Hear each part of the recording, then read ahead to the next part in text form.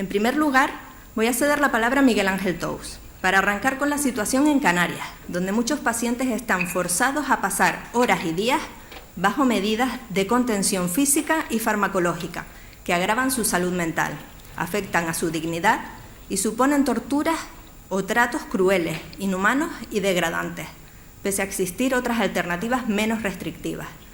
Miguel Ángel Tous, médico forense comprometido con los derechos de las personas con discapacidad, para quien es indispensable que este mundo se adapte a la diversidad, tal y como plantea el paradigma social que impregna la Convención de la ONU sobre los derechos de estas personas.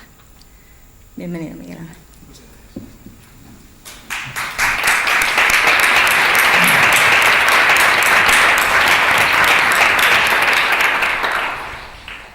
Bueno, en primer lugar agradecer a AFES, a esta magnífica asociación, la labor que viene haciendo y sobre todo la invitación a tener la oportunidad de estar con ustedes y trasladarles algunas de las cosas que vemos en los juzgados y que a veces pues, no son del todo agradables. Antes que nada, querría destacar la gran labor que se viene haciendo en salud mental, tanto por profesionales como por trabajadores sociales, educadores, en todos los sentidos. Hemos cambiado muchísimo desde el año 1997, que encontramos a 2 personas ingresadas en el hospital psiquiátrico, que el único antecedente que tenían era que eran familia numerosa y les dejaron ahí, hasta la actualidad, en donde hay muchos mejores medios para asistir a estas personas y se ha avanzado bastante. Ciertamente no todo lo hacen bien. Ciertamente no todo se hace bien, pero hay cosas que se hacen a veces demasiado mal. Entonces, tal vez por esa visión, tal vez sesgada que tengo yo como profesional de la medicina forense, les vengo a trasladar esos problemas que son tal vez los más serios para mí, pero que realmente pues, son excepciones a veces en el trato, en la asistencia psiquiátrica. Es el caso que me trae aquí, que es el tema de los internamientos y sobre todo de las contenciones físicas y químicas. Parte de un trabajo que hice en el año 2015, me invitaron a ir a Frontera, al Hierro, a hablar sobre el tema de los traslados no voluntarios. Allá les destaqué que me parecía una tortura el que a la gente le tuvieran una semana esperando el barco, atada, que después fuera custodiada por la Guardia Civil en el propio barco hasta el puerto de los Cristianos, que desde allí fuera otra vez atada hasta el hospital de la Candelaria y que en la Candelaria se pasara 1 o 2 días esperando que hubiera cama en planta también atado hasta que al final accediera a la planta. A mí me parecía que el tener una persona en esas condiciones era un trato indigno, inhumano y degradante. Era una tortura porque era una cosa que se podría, una discriminación que sufrían esos pacientes por vivir en el Hierro. Lo mismo pasa en La Gomera, que tampoco tiene unidades de internamiento breve. Y entonces, pues me pidió el alcalde de Frontera y el jefe de la policía local que hiciera, pues les diera los argumentos jurídicos a los que estamos con los médicos forenses estamos acostumbrados a aportar a los jueces, porque nuestra función es traducir lo médico en lo jurídico. Y entonces hice este estudio que al final pues no lo iba a publicar en su momento, sino que el año pasado, con ocasión de intentar que los suicidios bajara la tasa de suicidios en Canarias, esos 24 suicidios por 100.000 que tenemos en la Orotava, en el partido judicial, que es unas cuantas veces más de las medias que tenemos aquí en esta provincia o en esta región, pues se lo presenté a Andrés Mendoza. A Andrés Mendoza le pareció muy interesante este estudio sobre las contenciones, lo mandó a los asesores jurídicos de Salud Mental Canarias. A su vez lo remitieron a Madrid, él como forma parte del Consejo, digamos, de Asesores Jurídicos de Salud Mental España. Les pareció muy interesante, ellos a su vez lo mandaron al CERMI porque pensaban que era muy importante lo que estaba diciendo aquí, y el CERMI lo pasó al informe de 2016 sobre el cumplimiento de la Convención de Derechos Humanos de Personas con Discapacidad. Este artículo lo podéis ver, está colgado en la página web de Internet, está en la página de Paula Romero sobre los derechos humanos. Allí como archivo lo podéis descargar y si no, pues os lo podemos pasar. En este archivo, en este informe, digamos, más que informe, este artículo, digamos, lo primero que se trata es de que esto nos puede pasar a todos. O sea, cualquiera de los que estamos aquí nos puede dar mañana algún tipo de alteración mental, perder la capacidad para decidir por nosotros mismos, por la intensidad de nuestro trastorno, y tener que acabar atados en a una camilla. Normalmente en medicina utilizamos los medios de contención física o química para personas que tienen estados de agitación por un tumor cerebral, agitación por un trastorno metabólico, por un cuadro anafiláctico, por un cuadro de una intoxicación aguda a un determinado fármaco, etc. Pero es que también a veces se utilizan estas medidas de contención física o química para salvar esas deficiencias estructurales, para salvar esas deficiencias en recursos humanos. Tal vez porque están sobrecargadas las urgencias, porque sea ese pico de intensidad, no se puede tratar de otra manera al paciente y se le ata. Y se le ata, por ejemplo, cuando viene del Hierro a La Gomera o del Hierro a Tenerife, pues porque no hay otra manera para contenerle, porque no le puedes decir, bueno, quédate aquí. Pero como no tiene muchas veces conciencia de salud, como decía Enrique, conciencia de enfermedad, pues no entiende por qué tiene que estar ahí atado. Como no tenemos la costumbre de priorizar la asistencia a las personas que no tienen conciencia de enfermedad, pues ellos se sienten maltratados. O sea, esa es la primera cosa que teníamos que hacer.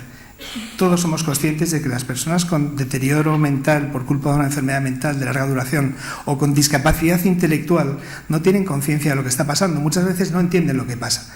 Nosotros vamos a urgencias, estamos 7 horas en urgencias aguantando que nos hagan una radiografía, porque si nos vamos, nos quedamos sin la radiografía. Pero es que ellos no tienen conciencia de por qué están allá. Más aún, es que creen que están bien y que los que estamos mal somos nosotros. Y si encima, cuando tienen que esperar, en vez de darles una asistencia prioritaria para que cuanto antes les asistan y cuanto antes se decida sobre su estado, se les tiene atados, se tiene esperando, en vez de ir en helicóptero o en avión desde La Gomera o desde el Hierro a Tenerife, pues se van en barco el día que hay barco, pues entonces no es la misma asistencia que se le da a las personas cuando tienen una patología física, porque sí que se les traslada en avión y en barco, y si están agitados porque tienen unas quemaduras de 3er grado, se les lleva hasta Toledo o se les lleva hasta Sevilla. ¿Entiendes? Se les contiene químicamente, pues para que esa agitación que tienen por las quemaduras no les haga, pues digamos, lesionarse. Pues lo mismo, cuando se pierde la cabeza hasta el punto que tienes que ver una tesitura de contener a una persona química o físicamente, yo creo que hay alternativas sanitarias como lo que es el helicóptero o el fast ferry o lo que sea, para trasladar a esas personas inmediatamente. Porque dado que por razones de ratio igual no tienen suficientes medios pues para tener una UIV en La Gomera del Hierro, por lo menos son trasladados de forma inmediata. Bueno, en razón de eso, pues estas personas, cuando una persona pierde la salud mental, pues por cualquier cosa médica, muchas veces, como os he dicho, no tiene conciencia de que está mal, de que necesita salud, necesita apoyos. Y entonces, pues muchas veces tenemos que proceder al traslado no voluntario por razón de salud mental. Aquí en España, desde el año 1991, teníamos que tener, conforme a una resolución internacional, de una normativa específica para el tema de los traslados no voluntarios por razón de salud mental. No la tenemos. Lo único que tenemos es un artículo 763 que seguramente hablará del ANA, en el cual ya el Tribunal Constitucional dijo que había que cambiarlo, que había que removerlo, que había que adecuarlo, que era un tema de seguridad jurídica, el que las personas perdieran la libertad, que había que tratarlo como ley orgánica, etcétera, etcétera. La gravedad está que no tenemos ninguna normativa respecto de los traslados no voluntarios ni tampoco de los ingresos no voluntarios. Digamos, se les presta asistencia. Y entonces, cuando a estas personas se les presta asistencia, el médico se ve en la tesitura. ¿Y qué hago? Si no tiene conciencia de enfermedad, tengo que contenerle en urgencias para que no se vaya. Bueno, estoy de acuerdo, pero lucha para que tengas en urgencias unas estructuras adecuadas a esas personas. Que tengas, como en el Hospital Universitario de Canarias, una zona de urgencias específica para personas que tienen trastorno mental, para que no tengan que estar atadas por el hecho de no estar en la planta. Cuando una persona la atas en urgencias, porque si estuviera en planta no estaría atada, esa persona estás cometiendo una tortura con ella, porque estás discriminándola. Lo primero sería decir, ¿hay camas en el hospital universitario? Pues llévala al hospital universitario. No es que le corresponde la Candelaria, no señor, le corresponde al hospital universitario porque tiene derechos, sí, los derechos son humanos y tiene necesidad de esa asistencia y allí por lo menos puede estar bien tratado y no tiene que estar en urgencias de la Candelaria atado. ¿Que no hay camas? Pues al otro lado que sí hay camas. ¿Es que acaso no tenemos nosotros derecho a elegir las alternativas terapéuticas que tenemos a nuestro alcance? Todos tenemos derechos, conforme a la Ley de Autonomía del Paciente, Ley del Consentimiento Informado, a elegir entre las opciones terapéuticas que tenemos. Oye, pues si en el hospital que está a 100 metros de distancia hay camas, pues que me manden al hospital de al lado. Pero es que son oferta de las alternativas terapéuticas en toda Canarias, o sea, no solo en el hospital de al lado. Por lo cual nos tenemos que someter a esas directrices que tal vez vienen del Servicio Canario de Salud, diciéndonos que te corresponde, porque vives en el sur de Tenerife, te corresponde la Candelaria donde te van a tener atado si no hay cama en planta. Pues no, señor, voy al hospital universitario por lo menos el tiempo que esté en urgencias y no estaré atado.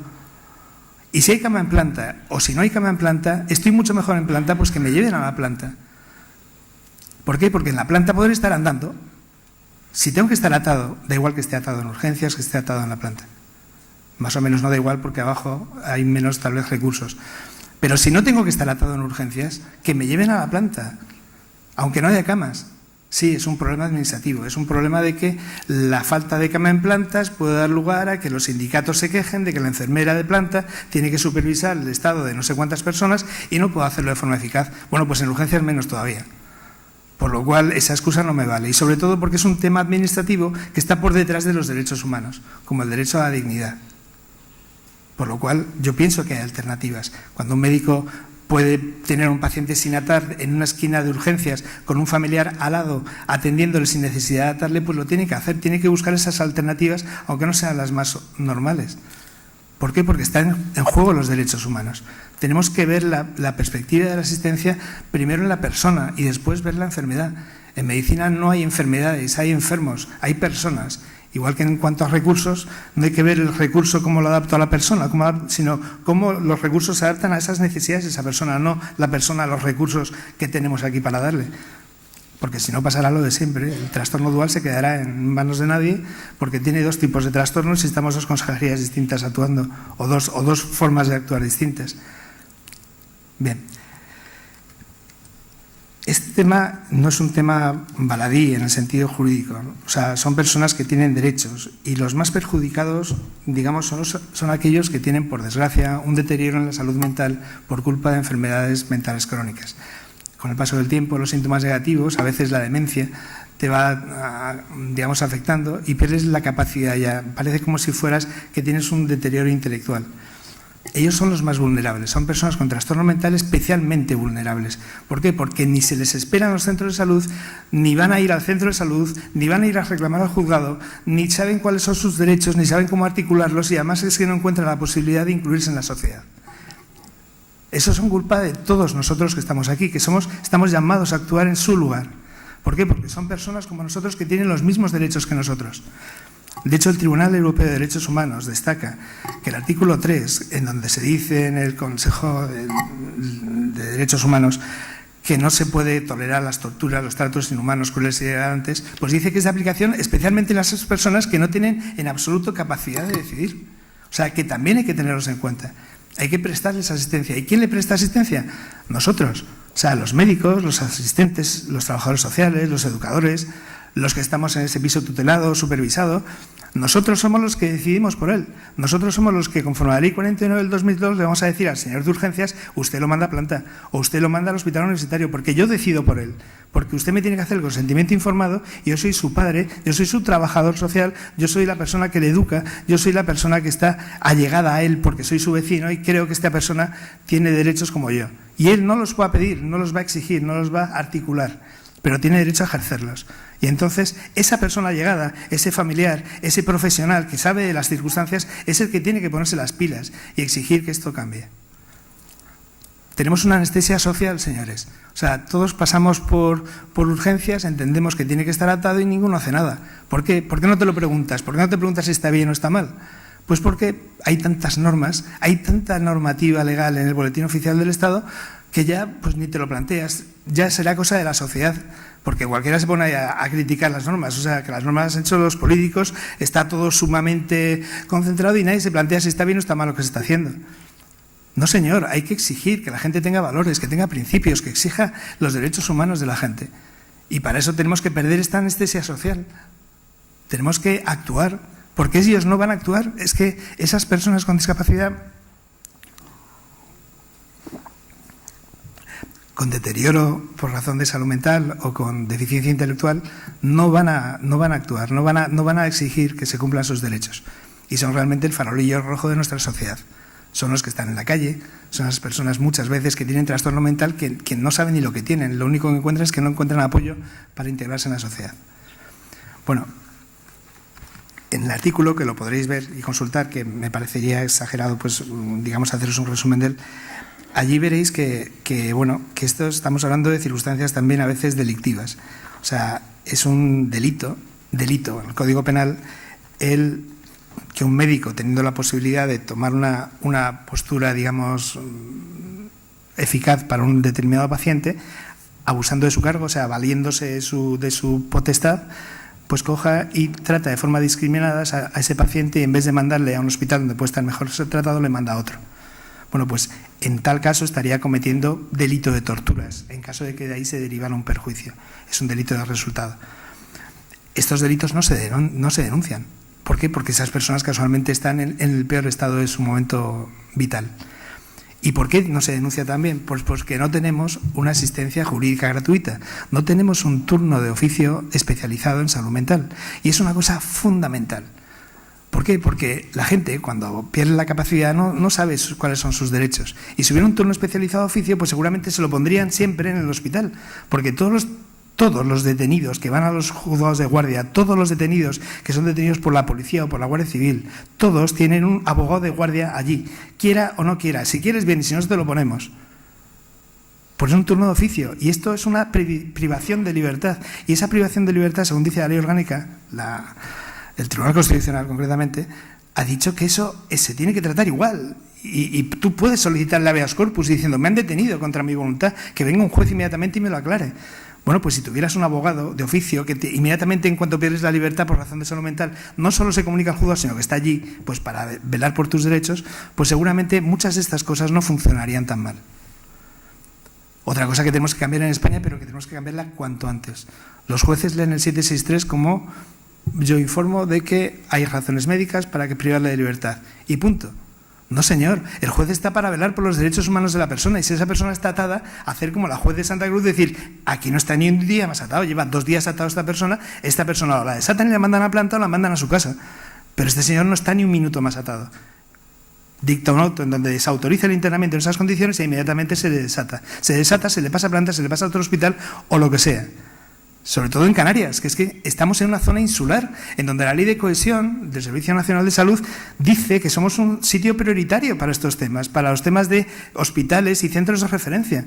Tenemos que exigirlo en Madrid, tenemos que decirles, es que la dotación económica necesaria para mantener la salud mental de la gente de Canarias exige una unidad de internamiento breve en La Gomera y otra en El Hierro. Es que no me da la gana de cometer delitos con esta gente, no me da la gana de vulnerar sus derechos porque sean 5 o 7 al año. De hecho, en la contestación del Defensor del Pueblo, porque este artículo, pues después de salir en el CERMI, en el informe del CERMI 2016, pues me decidí mandarlo al Defensor del Pueblo, dado que el diputado del Común, aquí en Canarias, pues en aquellos tiempos no dio respuesta a un caso mucho más grave de una chica que no solo estuvo 4 días en urgencias ingresadas, sino que estuvo 1 mes, 8 días y una semana, o sea, un año, 1 mes y una semana, ingresada en la unidad de internamiento breve de La Candelaria. Aquel caso, que se denunció aquí en este mismo congreso, pero en la versión del año pasado, la madre, que la visteis los que estuvierais el año pasado, vio y lo denunció. Mi hija lleva 8 meses ingresada en la unidad de internamiento breve de La Candelaria. Bueno, pues ese caso se denunció en el juzgado, se denunció en Fiscalía, se denunció en el diputado del Común, se pidió audiencia a las 3 conserjerías que podían tener relación con el tema y no tuvo respuesta. Y al final tuvimos que ir a la ONU, o sea, al relator, directamente a Ginebra, a la sede, pues para quejarnos de esa circunstancia para que tomaran medidas. La jueza, en cuanto tuvo conocimiento del tema, cuando de la ONU vino de vuelta y nos dijo que teníamos que ir al juzgado de guardia a denunciar por la vía penal, agotar la vía penal contra todos los que habían intervenido en el tema, jueces, fiscales, médicos, Servicio Canario de Salud, etcétera, etcétera. Cuando nos dijo eso, es cuando inmediatamente una jueza tomó la orden que en 5 días se le diera de alta y se le mandara a un centro adecuado. Le prometieron que iba a estar en un centro adecuado en enero. Pues no, está en Las Palmas y seguirá en Las Palmas hasta que encontremos un centro aquí en Canarias, aquí en Tenerife, en donde ella vive, al lado de su madre, cerca de su madre, como dice la Convención. Es uno de los derechos que viene en la Convención de Derechos Humanos. No hay recursos y tenemos que exigirlos en Madrid. No tenemos que dejar pasar esta oportunidad de exigir a que Madrid nos tenga en cuenta, pero por esas necesidades que tenemos distintas de los demás de la península.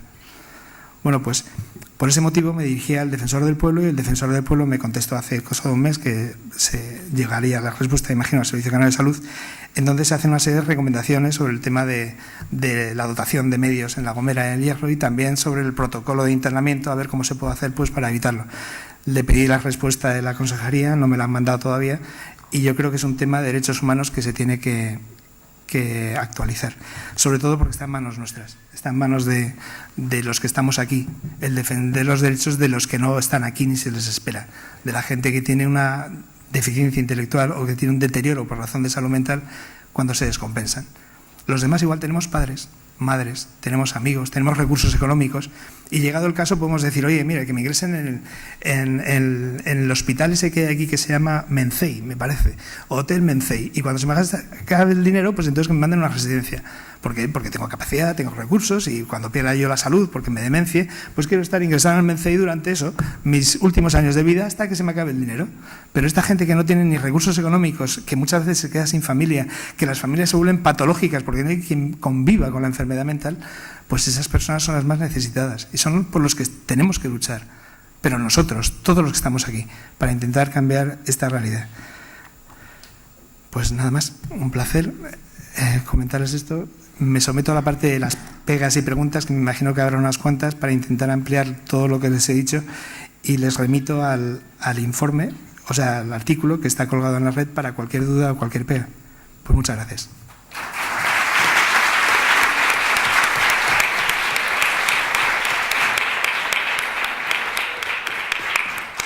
Muchas gracias, Miguel Ángel.